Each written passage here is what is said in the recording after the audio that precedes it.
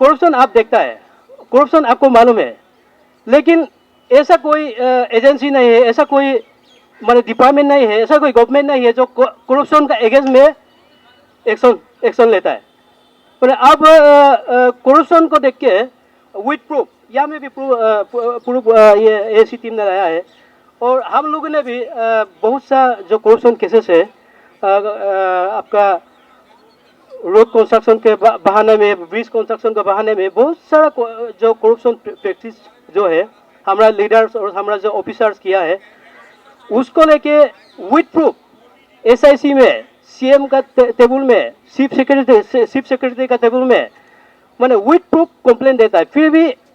मैंने करप्शन का अगेंस्ट में एक्शन लेने का नाम ही नहीं। मैंने 2019 से हम लोग लड़ रहा है करप्शन का अगेंस्ट में, तो कोर्ट में भी बहुत बार जा चुका है। वो हमारा जो चीफ मिनिस्टर सर है वो बोलता है कि अगर आपका पास प्रूफ है तो कोर्ट में आप क्यों नहीं जाता है। ये मैं अरुणाचल गवर्नमेंट को मैं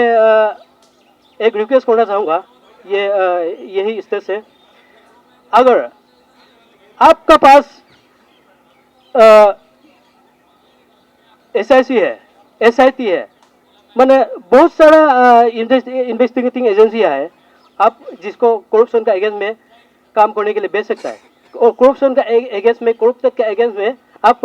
एक्शन लेने रह सकता है। आपको तो सिर्फ एक साइन करना है, एक ऑर्डर निकालना है, तो उसी में उसी से करप्शन को खत्म कर सकता है स्टेट में। यहाँ पब्लिक को यहाँ में आने का, दिल्ली में आने का या हाई कोर्ट में जाने का, सुप्रीम कोर्ट में जाने का जरूरत नहीं है ना।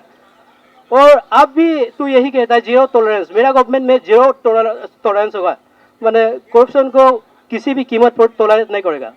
आप भी कहता है। तो अच्छा, आप ही खुद कहता है, तो आपका जो आप कहता है करप्शन के अगेंस्ट में काम करेगा, करप्शन को बोनस नहीं करेगा,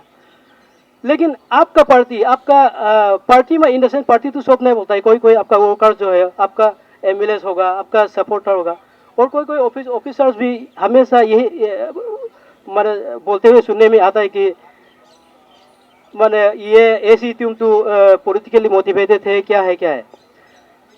मेरा पॉलिटिकल पार्टी से, चाहे वो बीजेपी हो, चाहे वो कांग्रेस हो, एनपीपी हो,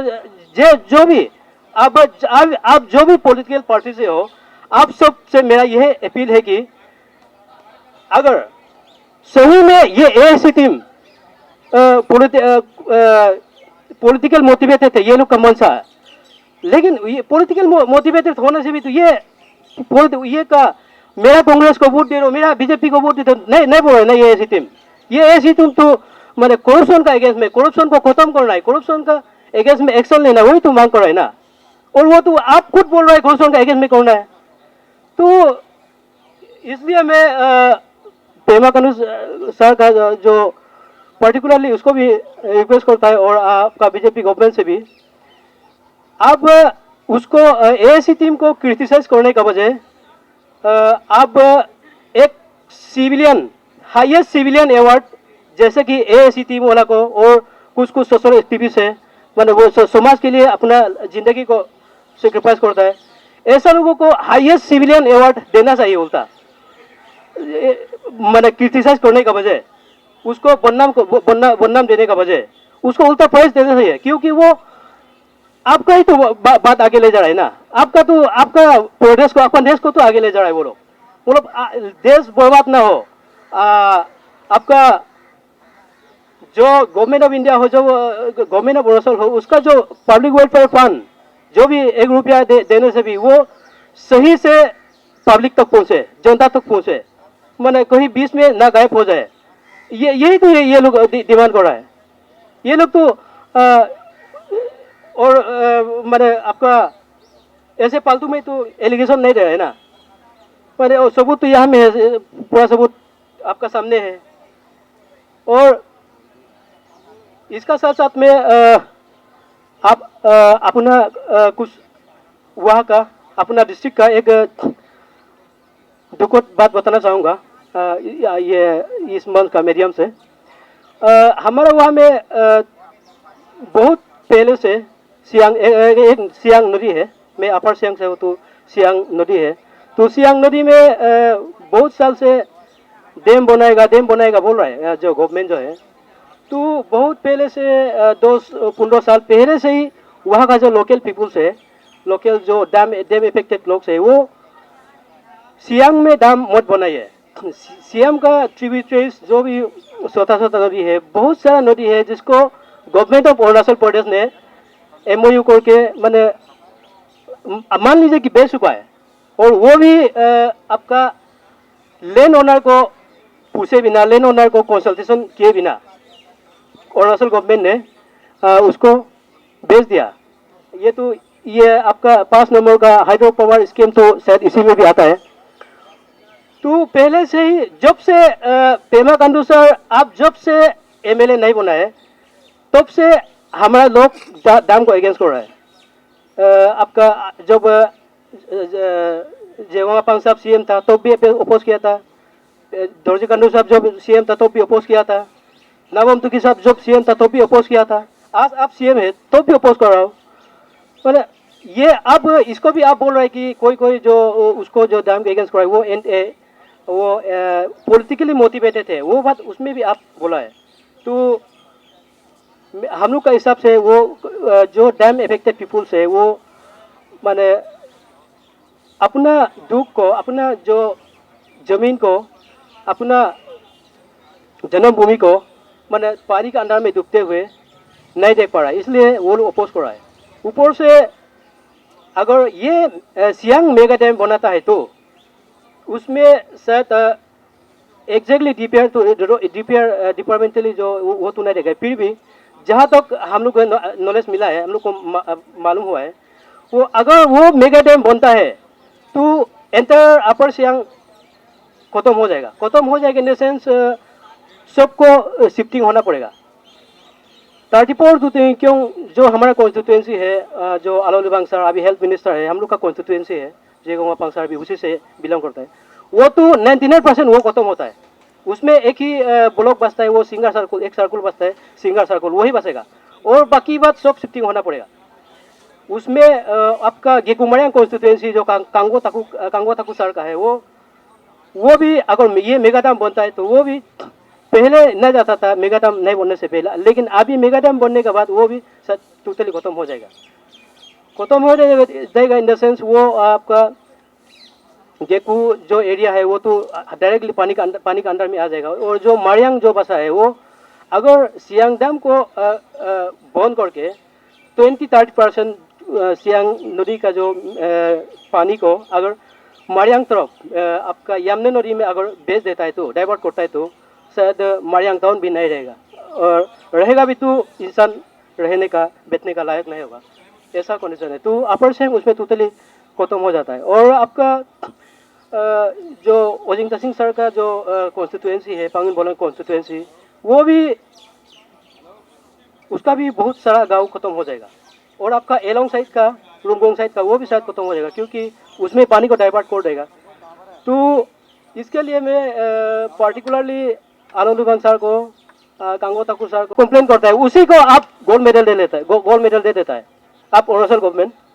तो ये पार्टिकुलरली मेरा केस में हुआ है, जिस ऑफिसर के अगेंस्ट में कंप्लेन किया है उसी को एक गोल्ड मेडल दे दिया।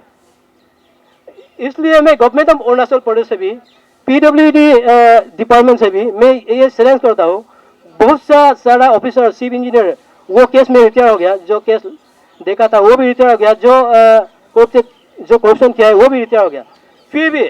जो भी है उसे भी मैं आज तक चैलेंज करता हूँ।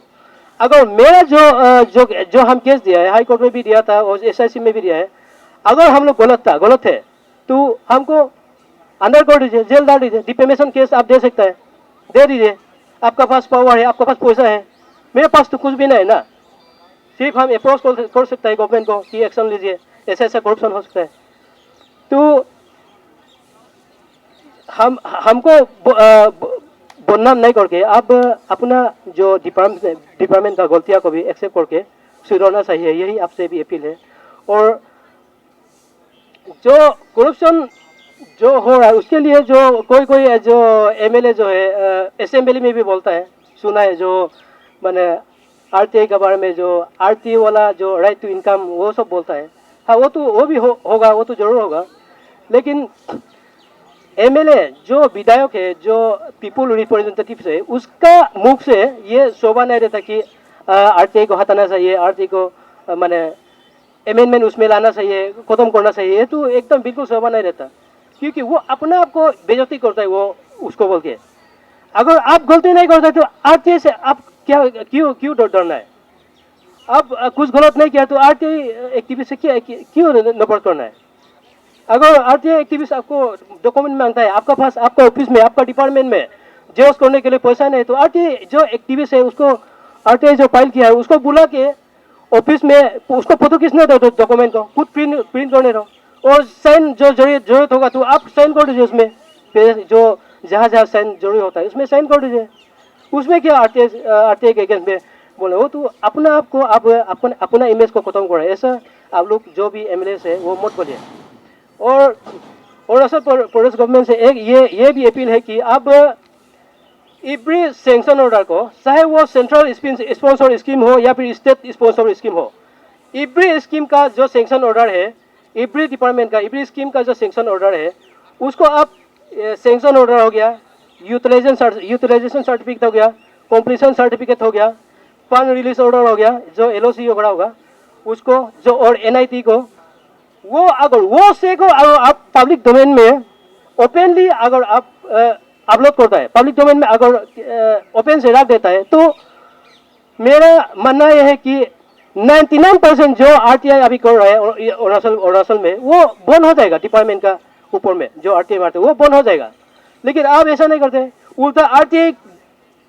फाइल करने के बाद भी, आरटीआई देने के बाद भी आप रिपोर्ट, आपका कागज देने नहीं मांगते, आप उल्टा आरटीआई एक्टिविस्ट को आप बदनाम करता है। मतलब वो ऐसा बात नहीं है। जो रिस्पॉन्सिबल सिटीजन है, जो ऑफिसर्स है, जो नेता है, वो as a responsible citizen, as a leader काम भी करना चाहिए, बात भी करना चाहिए, उसका सोच भी ऐसे होना चाहिए ताकि मेरा देश, मेरा प्रदेश आगे बढ़े। नेशनल दस्तक की आपसे गुजारिश है कि अगर इसको बचाना चाहते हैं तो नेशनल दस्तक को सब्सक्राइब करने के लिए रेड कलर के सब्सक्राइब बटन को दबाएं, फिर बेल आइकन की घंटी दबाएं। नेशनल दस्तक को बचाने के लिए बहुत जरूरी है कि हर खबर को शेयर करें, लाइक करें, कमेंट जरूर करें।